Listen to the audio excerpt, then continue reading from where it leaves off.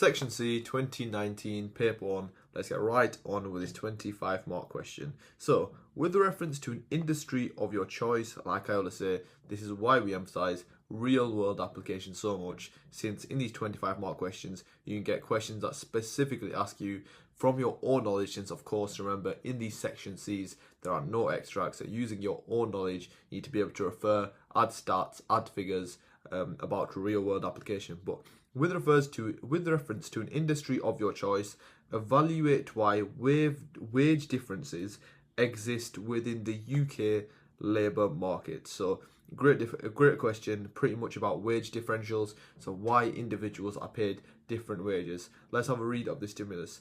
In July 2017, it was announced that only 1/3 of the BBC's 96 top earning presenters were women, and that its seven highest paid presenters were all men.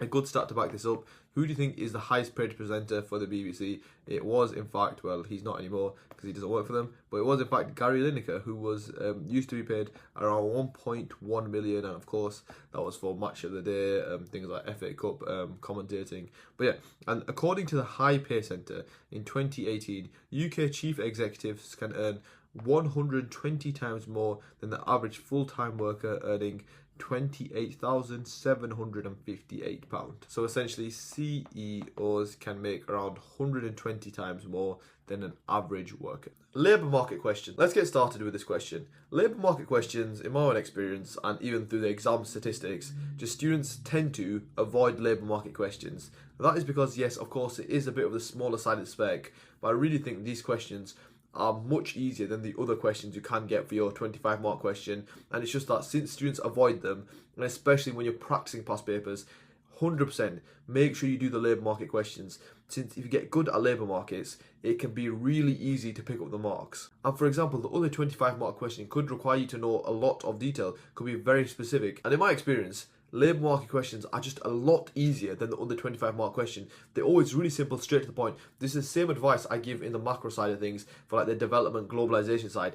It usually is exactly the same thing where students really tend to avoid it, but the questions are a lot easier. So essentially what I'm saying, if you get good at these little sections, you can answer an easier question, thus meaning that it's a lot easier to pick up the top marks. So in this scenario, instead of having a massive depth of knowledge, since the other 25 mark questions about collusion, that's going to really differentiate the top level applicants from the lower level applicants, because the high level chains of analysis will just be totally different. So by you practicing these unpopular topics like labour markets for micro, like globalizations, that's development for macro, you can almost answer an easier question, thus making it easier for you to pick up the top marks, if you kind of get what I'm getting at. But anyway, let's get started with this question.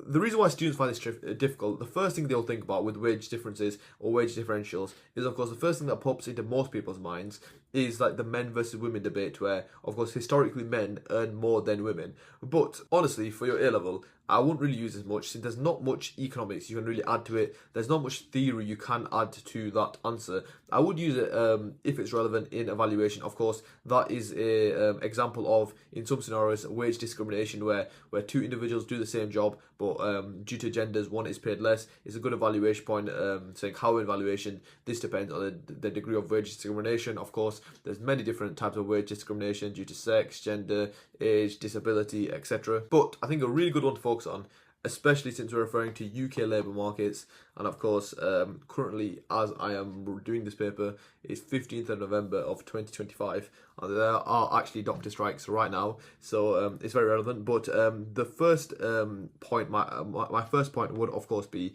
if we're referring to doctors, is monopsony power. Now, I've mentioned it a few times, but it's very clear that Edexcel do not require you to learn the monopsony diagram, but 100%, every single one of my students, I advise learn the monopsony diagram, unless it's like 3 days before your exam and you're watching this. But if it's any time before, do learn the monopsony diagram. It really adds a lot more depth to this essay, and you can really pick up the top marks with it. So we'll get started now with a monopsony diagram. So let's go through what actually is a monopsony. So of course, a monopsony is one dominant buyer of labour in the market. Let's get started with the axis. So on the y-axis, of course, it is just a classic labour market diagram. We have wage on a y-axis, then quantity of labour on our x-axis. Now, let's get started with our demand curve, and you just need to remember the label essentially. So demand, and this is a very popular topic, we will be, it's probably going to be our second paragraph point, which is MRP.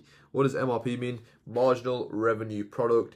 the additional revenue gained by a firm hiring one extra worker. Now that is a very, very good paragraph point itself to speak about. We're not going to go too much into depth with it with this paragraph, since of course we want to focus on the monopsony, but that is probably going to be my second paragraph point. A really good example we are going to walk through, since of course it is saying to refer to an industry of your choice. A great example with regards to that is, of course, footballers.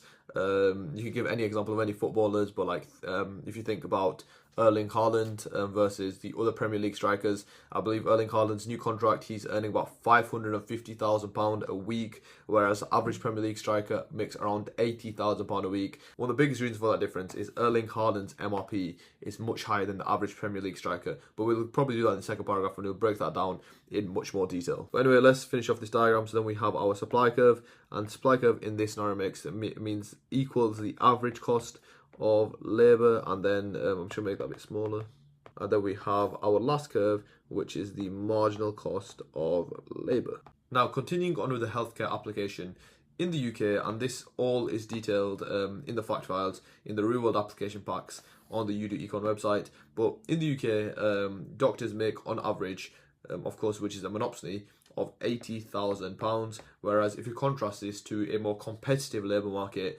essentially a non-monopsony labour market, which is the US, the average physician, or what we call a doctor, makes around £250,000 to £300,000. So it really shows how much and the degree of monopsony power affects wages within the UK. Let's get started with the chain of analysis. So the National Health Service, the NHS, are the single dominant buyer of labour within the healthcare industry. For example, for doctors, they hire over 90% of all doctors within the UK.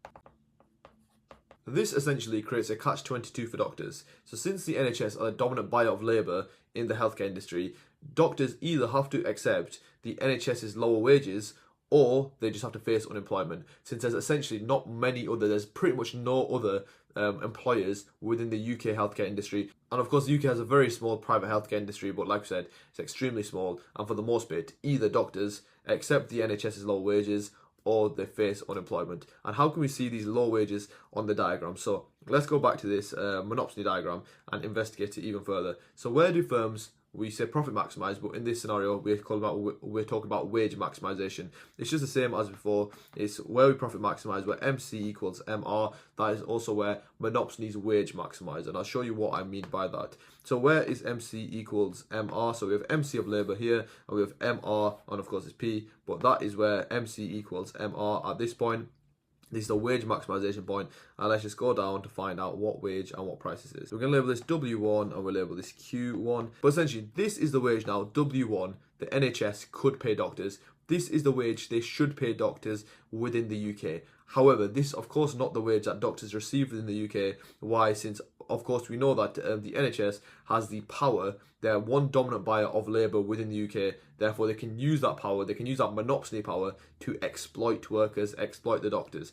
So therefore, instead of paying wages at W1, they use, and this is the reason, relating back to the question, we have a wage difference. It is due to the monopsony power. And where do we see this monopsony power? They go from W1, well, they go from this point, and they keep going down until they hit their supply equals average cost of labour. And we go left from there, and this will give us W3. And now this is the wage doctors actually receive within the UK. So the NHS, they exploit their monopsony power to push wages down from W1, which they should be paying doctors, to actually paying doctors W3. Another great thing about this diagram is within the monopsony diagram, you can also show how a competitive labour market would perform. So for example, like we said, the UK is a monopsony labour market, whereas the US is more competitive. And we can show this, where would a competitive labour market reach equilibrium? Of course, just where a normal market reaches equilibrium, where supply equals demand, which is at this point here. Therefore, we'll label this Q2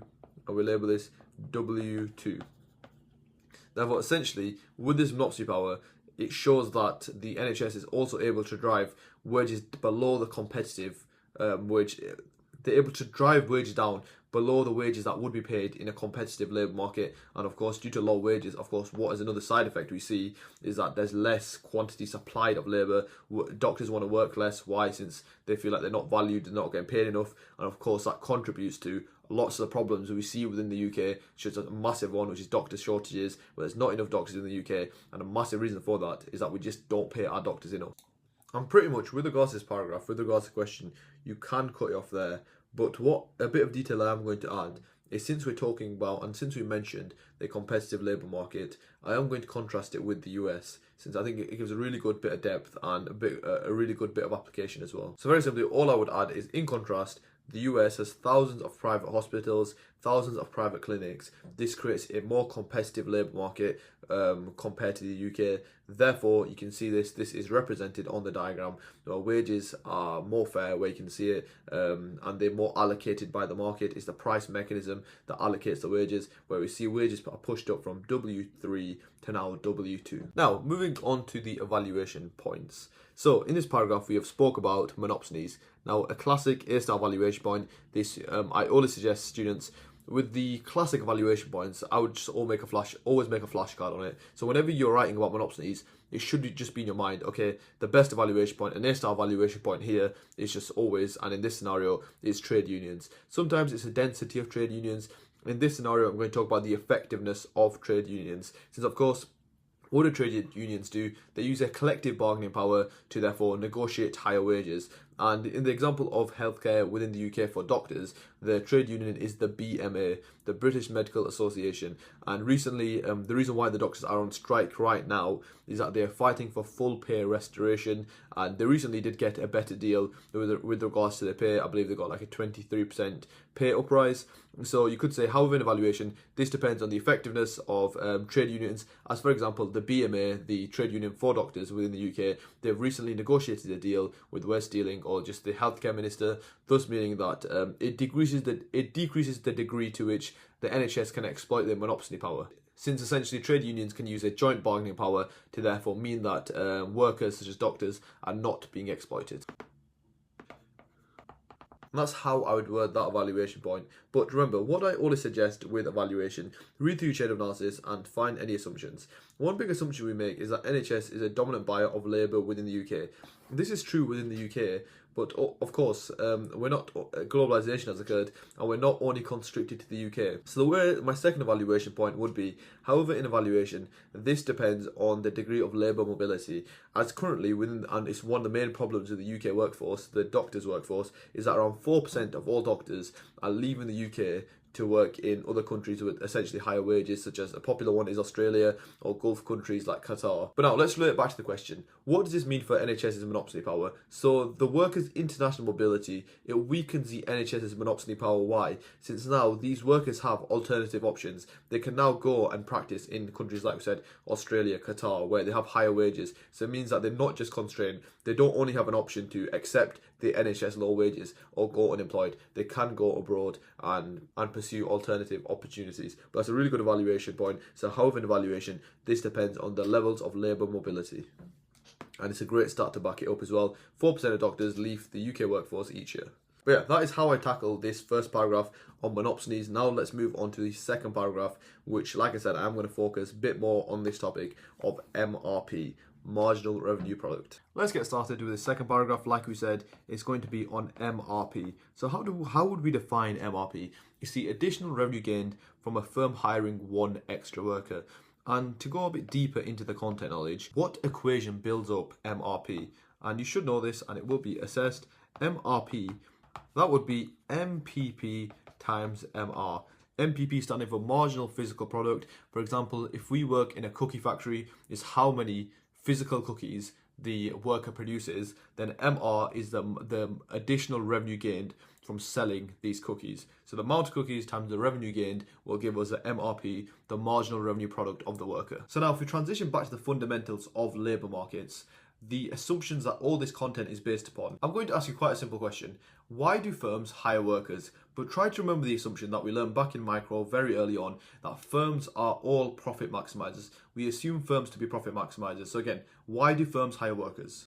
The main reason firms would hire workers, and the answer is that they want the workers to add to the firm's revenue more than they add to a firm's costs. Now, it sounds very simple, but a lot of students forget this. And like I said, chains of analysis is all about assuming your examiner has no content knowledge, being as step-by-step as possible. As if you guide your examiner through step-by-step how you've come to this conclusion, that is what chain of analysis is, and that is how the examiner can credit you those top marks, that top band of marks. But if workers add to a firm's revenue more than they add to a firm's costs, this will allow the firm to further the objective that they have, which is profit maximization. Now that helps answer the question, explaining why differences in MRP lead to wage differentials, or as the question words it, wage differences. Like we said, workers with higher MRP bring the firm more revenue. Thus, as they bring the firm more revenue, of course, they're more valuable to the firm. So the firm is willing to pay higher wages in order to firstly attract these workers and then retain these workers.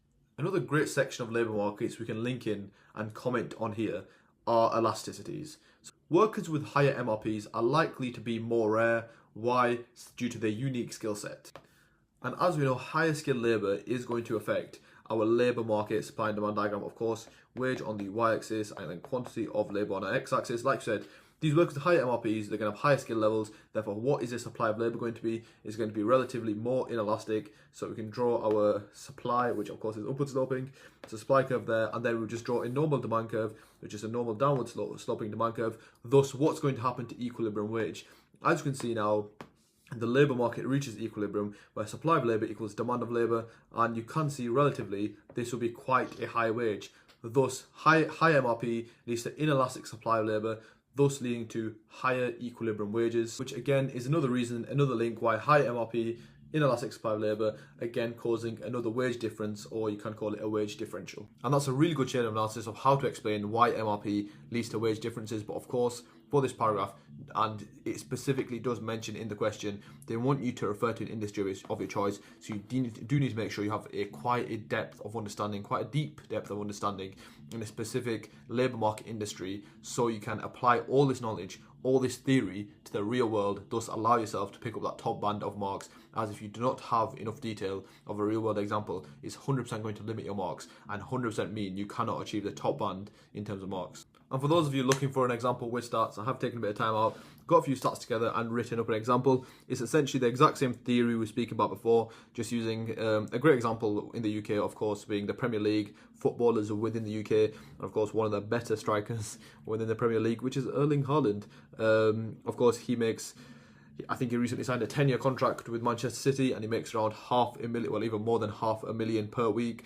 And this is essentially the A-level economics explanation of why Erling Haaland makes so much more than the average striker in the Premier League, where he makes over $500,000 and the average Premier League striker makes on average £80,000 per week. And of course, I might have gone slightly overkill on the application with the amount of Premier League goals, but you just need to make sure you have a decent example, a decent amount of depth from different areas of the labour market sector. So doctors is always a great one, nurses, very common in the extracts as well. Just a few different industries within the UK in labour markets, have a few stats to back it up, and that can really elevate these essays to the next level. Moving on to the evaluation for this paragraph, a great one, and like I always say, there's some, especially on the UdoEcon website, the evaluation flashcards. There are some points where, for example, MRP, there's just a pre-revised evaluation that I know of MRP. So whenever it comes up, the first thing that comes to my mind is the MRP evaluation flashcard that I've seen on the UdoEcon website. But what is this evaluation point? Is that MRP is extremely hard to accurately measure. Why is that? For example, we can't accurately measure how much, and in this applied example, how much extra revenue Haaland brings into Manchester City. For example, how many more sponsorships, how many more fans, how many more shirt sales. Some of them can be quantified and measured, but some of them, for example, we don't know how many extra fans come to games just because of Haaland. We don't know how many extra sponsorships want to sponsor Manchester City just because of Haaland. Thus meaning wage differences represent more subjective valuations. So they're just what Manchester City or the owners believe Haaland is worth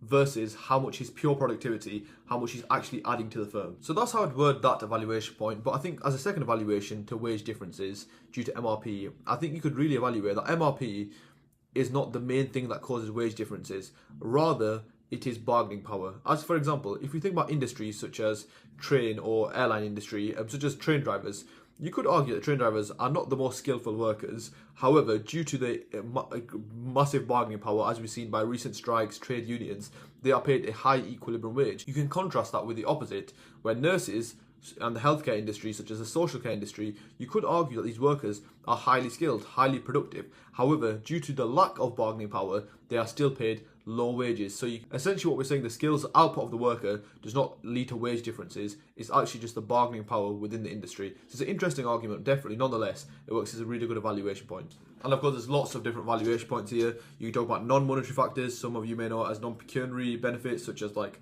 longer holidays for like teachers, for example. And then other things such as discrimination due to race, things like that. They, of course, do play a factor within wage differences that exist within UK labour markets. But that is pretty much how I would answer this 25-mark question. Like I said, it's always good to practice these unique type of questions. Like I always say, labour markets is still fairly high yield with regards to your exam, so do make sure you practice it. But yeah, that is this question 7 and this 25-mark question done. Let's now move on to the next 25-mark question.